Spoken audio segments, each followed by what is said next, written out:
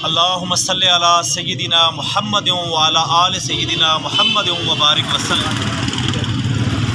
دائیں طرف میرے تشریف فرما جناب ظفر اقبال غازی صاحب اور بائیں طرف عابد راجوروی صاحب۔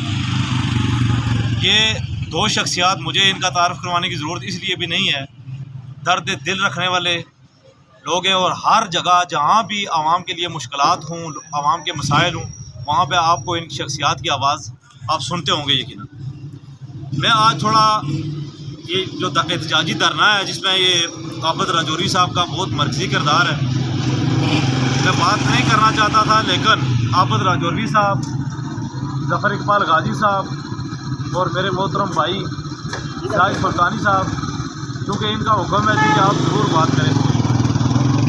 ہم تھوڑی دیر پہلے یہاں پہ بات کر رہے تھے کہ ہمارا جو سسٹم ہے، ہمارا سسٹم اس وقت تک درست نہیں ہو سکتا، ہمیں سب سے پہلے یہ دیکھنے کی ضرورت ہے کہ ہمارا معاملہ خراب کہاں سے ہوا ہے۔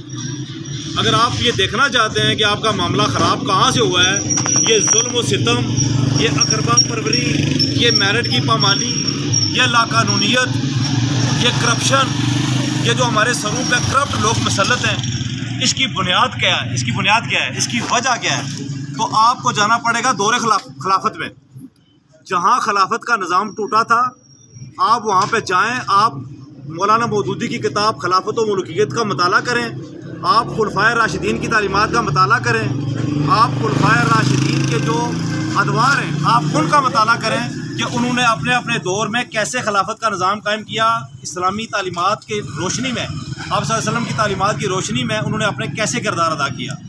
مجھے آپ بتائیں زاہد سلطانی صاحب، ظفر اقبال غازی صاحب، عابد راجوروی صاحب، جب آپ چوروں کو، ڈاکوؤں کو اور برادری تعصب کے مارے لوگوں کو اپنا حکمران بنائیں گے، آپ اپنا وزیر بنائیں گے، اپنے وزیر اعظم بنائیں گے، وہ آپ لوگوں کے مسائل کو حل کیسے کریں گے؟ آپ کو اپنے مسائل کے حل کے لیے آپ کو ایک لیڈر کی ضرورت ہے، ایسے لیڈر کی ضرورت ہے جو قرآن و سنت کو جاننے والا ہو، جو دین اسلام کی تعلیمات سے واقف ہو، اس لیے کہ وہی بندہ آپ کو انصاف دے سکتا ہے، وہی بندہ میرٹ قائم کر سکتا ہے، وہی بندہ کرپشن سے پاک ہو سکتا ہے جو دین اسلام کی تعلیمات کی روشنی میں حکومت چلائے، حکومت کرے۔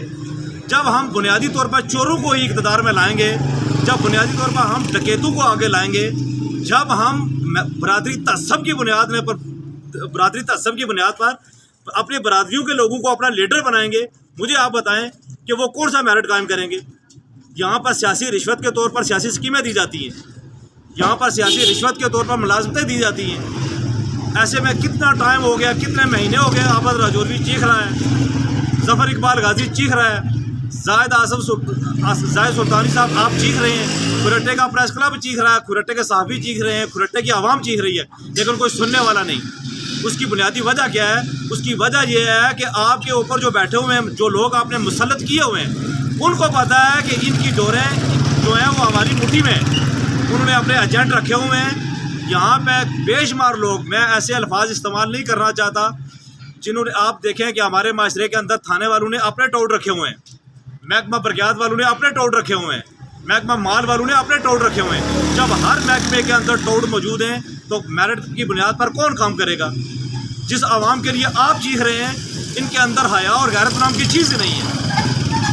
عابد راجوروی یہاں چیخ رہا ہے، میں وہاں بینک پہ جا کے بل جمع کروا رہا ہوں، یہ چیخ رہا ہے بھائی بل جمع نہ کرواؤ، تمہارے ساتھ ظلم ہو رہا ہے، تمہارے ساتھ زیادتی ہو رہی ہے، یہ بل تمہارا ہے ہی نہیں، اس بل کے اندر جتنے ٹیکسز ہیں یہ تم پہ بنتے ہی نہیں، جبکہ میں جا کے بل جمع کروا رہا ہوں اور یہ میرے حقوق کی جنگ لڑ رہا ہے اور میں اس کے خلاف جا رہا ہوں۔ مجھے یہ آپ بتائیں کہ یہ میرٹ کون قائم کرے گا؟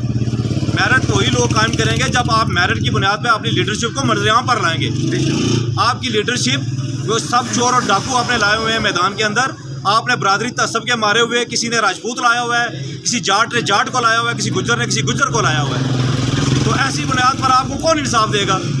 موروثی سیاست کا کام ہے، باپ ریٹائر ہوتا ہے تو بیٹے کو سیاست میں لے کے آتا ہے۔ آزاد کشمیر کے اندر سب سے جو بہترین بزنس ہے وہ سیاست ہے، آزاد کشمیر کے اندر سیاست سب سے بہترین بزنس ہے، سب سے بہترین کاروبار ہے، عوام کو لوٹنے کے لیے سب سے بہترین کاروبار سیاست ہے۔ تو میں عابد راجوروی صاحب، ظفر اقبال غازی صاحب، معروف شاہ صاحب، آپ سب سے یہ التماس کرتا ہوں کہ ان لوگوں کے اندر اویئرنیس پیدا کریں۔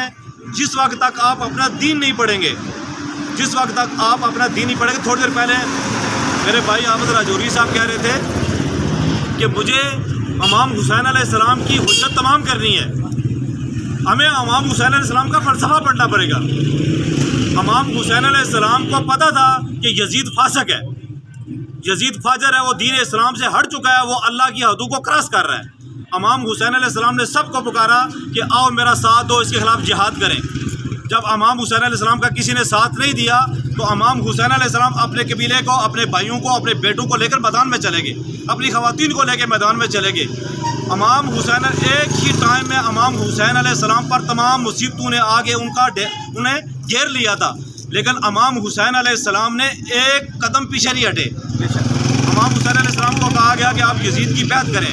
ان کو تنگ کرنے کے لیے ان کی خواتین کے سر سے دوپٹے کھینچے گئے, ان کو تنگ کرنے کے لیے ان کے بچوں کی گردنیں کاٹی گئی.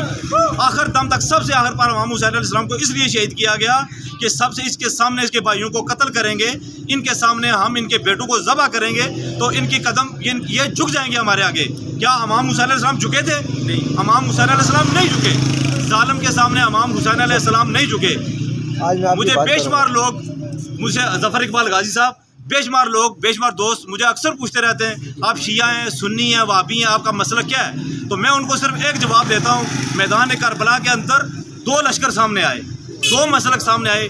ایک یزید کا لشکر تھا, ایک یزید کا مسلک تھا, اور ایک امام حسین علیہ السلام کا مسلک تھا.